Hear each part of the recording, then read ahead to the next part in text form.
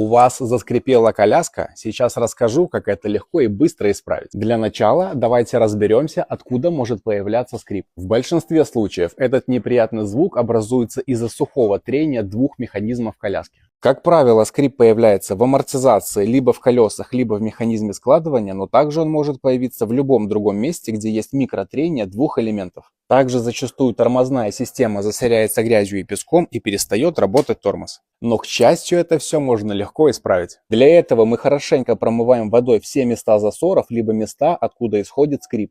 Затем нам понадобится обычно самая простая силиконовая смазка, желательно спрей, и мы просто берем и распыляем на самые уязвимые места. Немножко разрабатываем механизмы, и скрип исчезает. Не забывайте ухаживать за своей коляской, если хотите, чтобы она прослужила вам долго и без поломок.